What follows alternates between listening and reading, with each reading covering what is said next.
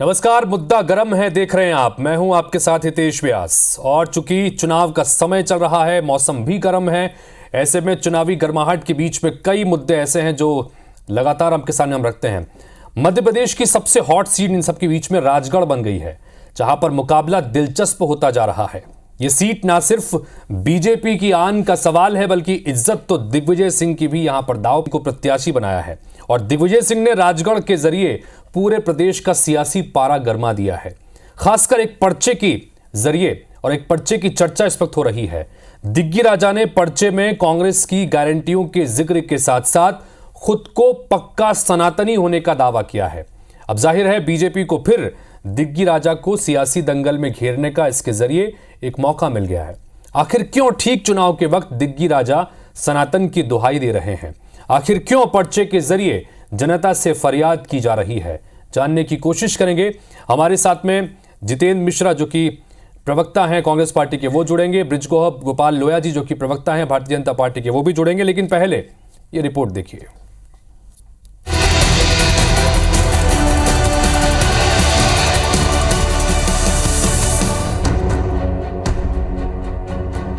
क्या दिग्विजय सिंह राजगढ़ में बुरी तरह से घिर गए हैं? क्या दिग्विजय सिंह लोकसभा चुनाव के दौरान बीजेपी के एजेंडे में उलझ कर रह गए हैं? दिग्विजय के इस पर्चे में लिखी ये लाइनें फिलहाल इसी तरफ इशारा कर रही हैं। और अगर दिग्विजय बीजेपी के एजेंडे में नहीं घिरे हैं, तो आखिर उन्हें वोटर्स के सामने इस तरह पर्चों के जरिए सफाई क्यों देनी पड़ रही है? दरअसल पर्चे में दिग्विजय सिंह कह रहे हैं कि वोट के लिए कभी मैंने अपने आराध्य के नाम का इस्तेमाल नहीं किया। 3,300 किलोमीटर की नर्मदा परिक्रमा की है। 30 साल से हर आषाढ़ की एकादशी पर पंढरपुर में भगवान विठोबा की परिक्रमा और दर्शन पूजन किए हैं। 300 सालों से मेरे किले में राघोजी महाराज की पूजा हो रही है।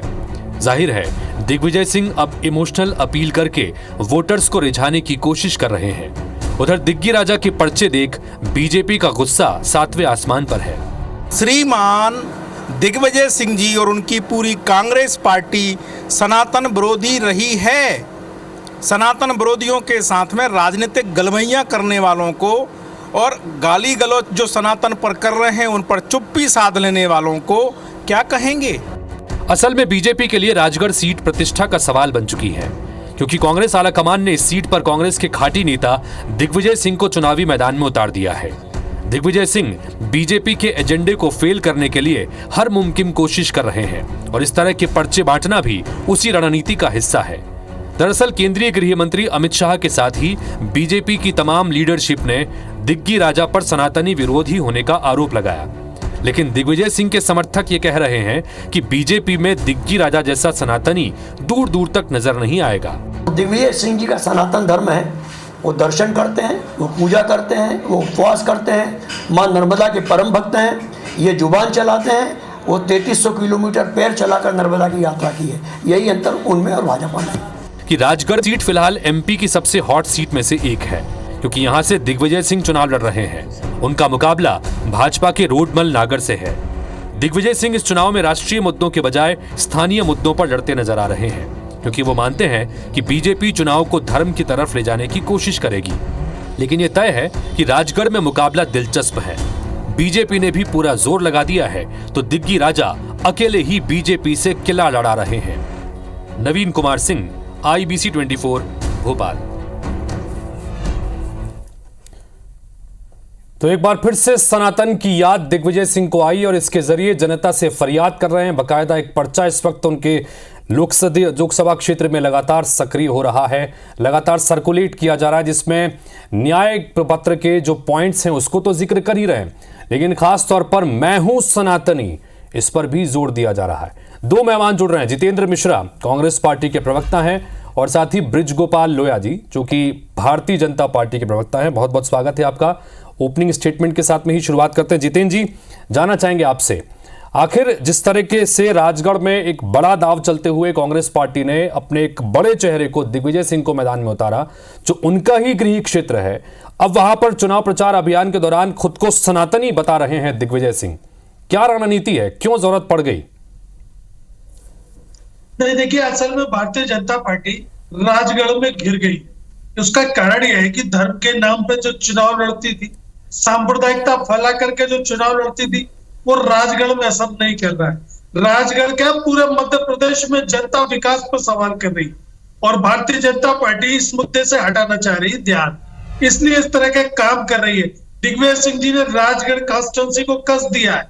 राजगढ़ में भारतीय जनता पार्टी का असर नहीं पड़ रहा है, इसलिए इनको गृह मंत्री तक को लाना पड़ा। वो गृह मंत्री ने कहा आशिक का जनाजा जरा धूम से निकले।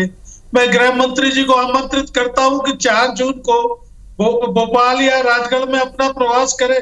आशिक की बारात धूम से निकलेगी, क्योंकि आपने कुछ किया नहीं। आपने बदनाम करने का कांग्रेस को काम किया। जब जनता ने सवाल पूछ दिया कि विकास के नाम पे बताइए, राजगढ़ के सांसद रोडमल नागर 5 काम नहीं गिना पाए। जब प्रेस के लोगों ने उनसे कहा आप अपने 5 काम गिना दीजिए, वो 5 काम नहीं गिना पाए। ऐसे निकम्मे सांसद को भारतीय जनता पार्टी कब से धो रही थी, लेकिन आज राजगढ़ जितेंद्र जी, सवाल ये कि जब सांसद की निष्क्रियता के मुद्दे आपके पास में हैं और जब बहुत सारे स्थानीय मुद्दे आपके पास में हैं, तो आखिर दिग्विजय सिंह को इन पर्चों के जरिए खुद को सनातनी बताने की जरूरत क्यों पड़ रही है? सवाल सीधा यही। निश्चित देखिए, मैं इसके परिप्रेक्ष्य में एक उदाहरण दूंगा। भारतीय जनता पार्टी कहती है हमने IIT IIM बनाए।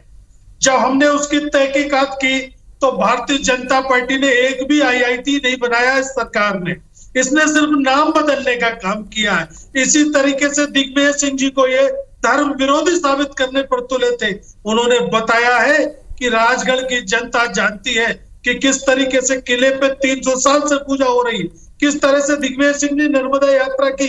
कोई राजनीतिक यात्रा नहीं थी, वो सिर्फ विकास के नाम पर की गई यात्रा, जो ये बता रहे थे उसकी पोल खोलने का काम किया था। और उसी यात्रा की वजह से आपने देखा था कि किस तरीके से भारतीय जनता पार्टी की सरकार नहीं आ पाई थी मध्य प्रदेश में। तो जिस तरीके से ये भरमाने का काम कर रहे हैं, जिस तरीके से यहाँ दिग्विजय सिंह जी को धर्म विरोधी बताने का काम कर रहे हैं, इसलिए ये बताने का प्रयास है कि ठीक है। ब्रजगोपाल लोया जी, वो ये कह रहे हैं कि जिस तरह से भारतीय जनता पार्टी के गृह मंत्री से लेकर तमाम जो बड़े दिग्गज नेता हैं राजगढ़ में आ रहे हैं और खास तौर पर सनातन विरोधी बता रहे हैं, तो उसका ये जवाब है कि सबसे बड़ा सनातनी अगर कोई है तो वो दिग्विजय सिंह है। उस पर्चे के जरिए बकायदा मैसेज दिया जा रहा है। बताइए क्या कहेंगे इस पर? देखिए, पहले तो मैं ये बताऊं कि मैं ब्रजगोपाल लोया हूं और ये जितेंद्र मिश्रा जी हैं। ये भी प्रमाणित अगर जिस दिन मुझे करना पड़े तो आप समझ लीजिए कि मेरी विश्वसनीयता कितनी पीछे खड़ी है। ये वही दिग्विजय सिंह जी है ना जो 2009 में एक नया शब्द लाए थे, भगवा आतंकवाद।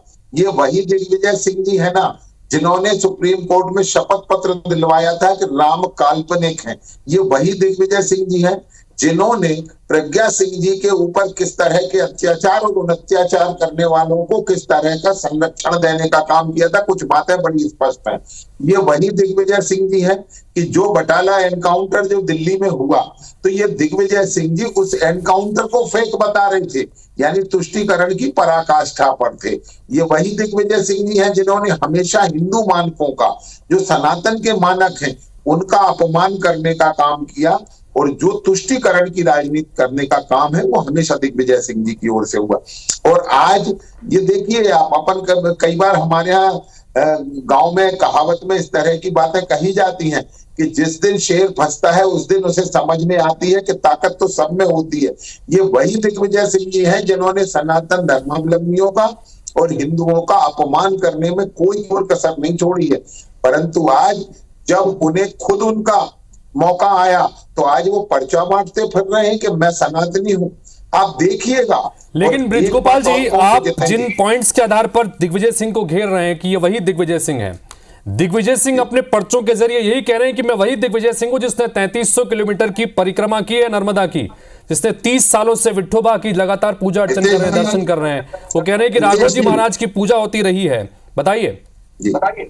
हितेश जी, मैं मां नर्मदा के पावन तट पर पैदा हुआ हूं, ये मेरा सौभाग्य है। और एक बड़ी जिम्मेवारी के साथ बात करता हूं कि लगभग 15 से 20 लाख लोग केवल 6 महीने के दौरान दशहरे से लगाकर अक्षय तृतीया तक मां नर्मदा की पावन परिक्रमा करते हैं। ये दिग्विजय सिंह जी पहले आदमी हैं जिन्होंने परिक्रमा 2017-18 में की थी और आज तक उसे गा रहे हैं। मैं बड़ा गंभीरता से इस बात को कहना चाहता हूं कि मैं कहीं अपने अनुष्ठान में या पूजन में गया था, तो क्या उसको भी मैं एक राजनीति का मुद्दा बनाऊंगा? और दिग्विजय सिंह जी, आपने तो मां नर्मदा की परिक्रमा करने से ज्यादा उसमें राजनीति करने की कोशिश की थी, परंतु मैं उस पर कोई टिप्पणी नहीं करना चाहता कि आपने जो आचरण किया वो आपका निजी आचरण है, उसका आपको दंड मां रेवा देंगी, हमारा विषय नहीं है। परंतु मैं ये कहता हूं कि सार्वजनिक जिंदगी में कभी आप में ये साहस है कि आप कह सकें कि हाँ मैं सनातनी हूं। ये आज क्यों कहना पड़ा 75 वर्ष की उम्र में? आपको आज ध्यान आया कि आप अरे वो तो ये कह रहे हैं कांग्रेसी जितेंद्र जी, ब्रजगोपाल जी, वो तो ये कह रहे हैं कि भारतीय जनता पार्टी के तमाम दिग्गज नेता आ रहे हैं चुनाव प्रचार के लिए, और जितेंद्र जी ने ये भी कहा कि भारतीय जनता पार्टी की जमीन खिसकती नजर आ रही है राजगढ़ में, इसलिए आकर आप उन्हें धर्म विरोधी बता रहे हैं, सनातन विरोधी बता रहे हैं। हितेश जी, मैं आपको बता दूं, हम एक एक मतदाता जानता है मध्य प्रदेश का कि उसके घर के सामने तक जो सड़क आई है वो कब आई है और किसने बनवाई है। उसे मालूम है कि किस तरह नरेंद्र मोदी जी के नेतृत्व में उसके गांव तक विकास पहुंचा है। उसकी थाली का जो भोजन है वो भी उसे मालूम है कि किस तरह से आता है, किस तरह महिलाओं का जीवन बदला, किस तरह युवाओं का जीवन बदला, किस तरह गौरवशाली और वैभवशाली राष्ट्र बना, वो सब जानता है। मैं फिर से कहता हूं, मैं अभी राजगढ़ गया था जन आशीर्वाद यात्रा के समय, मुझे दुख हुआ कि मैं उस राजगढ़ से निकल रहा हूं जो 10 वर्ष के मुख्यमंत्री रहे दिग्विजय सिंह जी का गांव है, जहां 2 मोटरसाइकिल एक साथ क्रॉस नहीं हो पाती हैं। इससे दुखद कुछ नहीं हो सकता है। पूरे राजगढ़ में नालियां नहीं है, और इसीलिए मैं आपसे कहता हूं दिग्विजय सिंह जी, एक बार आप पहले भी इसी लोकसभा से हार चुके हैं। चलिए यही सवाल मेरा जितेंद्र जी आपसे, जितेंद्र जी यही सवाल मेरा आपसे जो मैंने ब्रजगोपाल जी से किया। भारतीय जनता पार्टी ये कह रही है कि बुरी तरह से घिर गए हैं दिग्विजय सिंह राजगढ़ सीट पर, चूंकि लगातार बहुत कठिन यहां पर लड़ाई हो चुकी है, उनकी खुद की प्रतिष्ठा यहां पर दांव पर लगी है, और बुरी तरह से घिरने की वजह से उन्हें ये अब जो है रास्ता अख्तियार करना पड़ रहा है, फरियाद लगानी पड़ रही, जनता से बताना पड़ रहा है कि मैं हूं सबसे बड़ा सनातनी। देखिए, ये तो भारतीय जनता पार्टी घिर चुकी है, इसलिए इस तरीके की बात कर रही।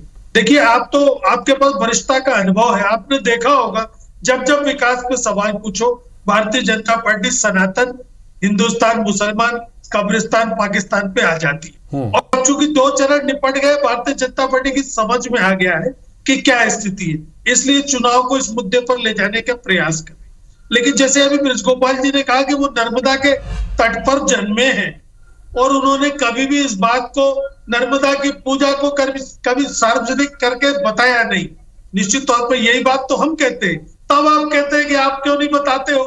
अरे हमने कभी राम का व्यापार नहीं किया, हमने कभी धर्म के नाम पर वोट नहीं मांगा, हमने विकास पर ही चुनाव लड़ा है, और धर्म हमारी आस्था का विषय है। धर्म आपने भी कहा कि हमारी आस्था का विषय है, लेकिन आपने कहा हम प्रचारित नहीं करते। पूरा देश जानता है जिस प्रकार धर्म को बेचने का काम किया है आपने, जिस प्रकार राम को बेचने का काम किया है। विकास से भागने के लिए बहुत बड़ा हथियार था हितेश जी इनके पास, लेकिन अब चूंकि राम मंदिर भी निपट गया, राम मंदिर के प्रकाश में ये चुनाव भी नहीं हो रहा, पहला चुनाव आपके वादों पर लग गया। ब्रजगोपाल जी अपनी बात रखिएगा। ब्रजगोपाल जी, जनता अगर जवाब मांग रही है तो आपको उसका जवाब देना चाहिए। शायद आपको मालूम नहीं है, हम विकास के मुद्दे पर चुनाव लड़ रहे थे। आप अभी कह रहे थे हम धर्म के नाम पर वोट नहीं मांगते हैं। ये आपके घोषणा पत्र में क्यों लिखा हुआ है कि हम अल्पसंख्यक समाज के पर्सनल लॉज को ध्यान में रखेंगे? किस तरह से रखेंगे? क्या वही राजनीतिक दल आप कह रहे हो आपने धर्म के आधार पर वोट नहीं मांगा, आपने धर्म के आधार पर देश को बांटने का काम किया, और इस देश में हिंदुओं को जातियों में बांटा और मुसलमान वोट के लिए उनका तुष्टीकरण किया, और दोनों मिलाकर चुनाव जीतने का काम किया। मगर 65 वर्षों तक ना तो आपने मुसलमानों का भला किया, ना हिंदुओं का कोई भला किया, ना तो किसी का नहीं किया, केवल आपने तुष्टीकरण किया। आप याद करिए ना कि एक मुस्लिम महिला साहिबानों को 200 रुपए प्रति माह देने का आदेश सुप्रीम कोर्ट ने दिया था, और आपने उस आदेश को सदन में बदल एक एक करके जितेंद्र जी समझ में, एक एक करके जितेंद्र जी आपके पास आ रहा हो सकता है। आप तो मुसलमानों का भी नहीं, केवल उनके मौलानाओं का अल्पसंख्यक जो तुष्टीकरण है उसको करने में आपने 65 वर्ष गंवा दिए। किस तरह आपने हिंदुओं को दबाने की कोशिश की, किस तरह आपने राम के अस्तित्व को स्वीकार करने से मना कर दिया, और राम सेतु के समय तो आपने ये कह दिया कि राम रावण युद्ध कभी हुआ नहीं, और सुप्रीम कोर्ट में आपने ये कहा, ये दिग्विजय सिंह जी थे जो ये कह रहे थे कि राम काल्पनिक है, आज वो कह रहे हैं कि मैं सनातनी हूं। चुनाव जीतने के लिए कितना गिरेंगे दिग्विजय सिंह जी? मैं तो ये कहता हूं कि यदि आप मुसलमानों के साथ हैं तो उसको भी गर्व से कहिए, और हिंदुओं के साथ हैं तो उसको भी गर्व से कहिए। यदि ठीक है जितेंद्र जी, अपनी बात रखिएगा, एक बार फिर मैं अगला सवाल करता हूं। जितेंद्र जी चाहिए, दिग्विजय सिंह जी को क्या गर्व है अपने सनातन होने पर? बताइए, जी हिंदुओं के साथ है तो बताइए, मुसलमानों के साथ है तो बताइए, ये चुनाव का मुद्दा है। अरे चुनाव का मुद्दा ये है कि नोटबंदी कितनी सफल हुई, बहुत महंगाई की बात, मोदी सरकार, आप बताइए महंगाई पर आपने क्या किया? देखिए ना, 2 करोड़ लोगों को आतंकवादियों का महिमा मंडन आपने कहा था खाना चलिए ठीक है, मैं अगले सवाल पे आता हूँ। ब्रिज गोपाल जी मेरा अगला सवाल, चलिए ब्रिज गोपाल जी मेरा अगला सवाल। ब्रिज गोपाल जी एक में, जितेंद्र जी मुद्दा नहीं है, देश में मुद्दा है, विकास पर जवाब देना पड़ेगा। ठीक है, विकास पर जवाब देना पड़ेगा ये आप बात कहते हैं, लेकिन आपकी ही पार्टी के नेता विकास की बजाय सनातन धर्म की बात अगर कर रहे हैं तो हमको यहाँ पर ये चर्चा करनी पड़ रही है। लेकिन इन सब के बीच ब्रिज गोपाल जी, सवाल मेरा ये कि अब आपने जिस तरह से सनातन विरोधी उन्हें बताया, अब वो बकायदा पर्चे के जरिए ये बता रहे हैं कि मैं सनातन विरोधी नहीं बल्कि सबसे बड़ा सनातनी हूं। क्या ये चुनौती बन पाएगा भारतीय जनता पार्टी के लिए? भारतीय जनता पार्टी के लिए दिग्विजय सिंह जी का कोई भी ढोंग चुनौती नहीं बन पाएगा। पूरा देश जानता है, पूरे देश की जनता जानती है कि वो एक ढोंगी है। इस तरह का पाखंड कभी नर्मदा जी के नाम पर करेंगे, कभी राम के नाम पर करेंगे, कभी हमारे शंकराचार्य भगवान स्वरूपानंद सरस्वती के नाम पर आपने किया, और किस तरह का ढोंग आज आप राजगढ़ के चुनाव जीतने के लिए कर रहे हैं कि आपने पर्चे बंटवा रहे हैं कि मैं सनातन धर्मावलंबी हूं। मैं हितेश जी आपसे पूछता हूं ये बात, ये एक बहुत महत्वपूर्ण मुद्दा है कि यदि मुझे अपनी आइडेंटिटी अपने 75वें वर्ष में बताना पड़े, जब मैं जिंदगी का 10वां चुनाव लड़ रहा हूं, जब राजनीति के अंतिम पड़ाव पर हूं, तब मैं अपना परिचय बताने अगर मुझे जाना पड़े कि मैं इस वर्ग से आता हूं, उस समाज से आता हूं, इससे बड़ा कोई दुर्भाग्य नहीं हो सकता। और यदि दिग्विजय सिंह जी, चलिए जितेंद्र जी यही सवाल आपसे भी, क्या कांग्रेस पार्टी को इससे फायदा मिलेगा? चूंकि एक नैरेटिव, एक एजेंडा कहीं ना कहीं आप ये कह रहे हैं कि भारतीय जनता पार्टी ने बनाया, उस एजेंडे में फंसते हुए घिरते हुए नजर आ रहे हैं, तो क्या इस तरह की पर्चे और इस तरह की मैसेज पॉजिटिव होगा कांग्रेस के लिए, उम्मीद कर रहे हैं? नहीं देखिए, ये भारतीय जनता पार्टी ने जो प्रोपेगेंडा बनाया था उसका जवाब है कि दिग्विजय सिंह सनातन है, दिग्विजय सिंह ने नर्मदा की परिक्रमा की, दिग्विजय सिंह क्या अखंड ज्योत 300 साल से जल रही है। दिग्विजय सिंह जी जितने सनातनी है, जितने धार्मिक है, उतना कोई नहीं है, इस बात को बताने का काम किया है, क्योंकि आपने प्रोपेगेंडा चलाया, आपने कट्टर सनातनी को विधर भी बताने का काम किया है। इसलिए स्पष्टीकरण की जरूरत पड़ रही। आप विकास पे बात करते, आप इस पे बात करते कि हमने अपने 10 साल में क्या योजनाएं थी, कितने सफल हुए, कितने विफल हुए, तो बात उस पर होती। लेकिन आप एक व्यक्ति की छवि खराब करने का काम कर रहे हैं। चलिए कुल मिलाकर जिस तरह से यहाँ पर दिलचस्प चर्चा चल रही है और चर्चा गर्मा गर्म है, तो मुद्दा वाकई में गर्म है कि राजगढ़ की लोकसभा सीट पर होने वाले चुनाव में जनता किसके साथ जाएगी। क्योंकि अभी तो तमाम तरह से हर तरफ से वार प्रतिवार चल रहा है। भारतीय जनता पार्टी जहां लगातार ये कहते हुए दिग्विजय सिंह को घेर रही है कि दिग्विजय सिंह सनातन विरोधी है, तो दिग्विजय सिंह भी बाकायदा पर्चे के जरिए ये फरियाद जनता से लगा रहे हैं कि नहीं, मैं पक्का सनातनी हूं, मैं सबसे बड़ा सनातनी हूं। बहरहाल अब जनता को तय करना है कि वो इसको किस तरह से लेती है। फिलहाल आप दोनों का बहुत बहुत शुक्रिया इस चर्चा में शामिल होने के लिए, अपनी बात रखने के लिए।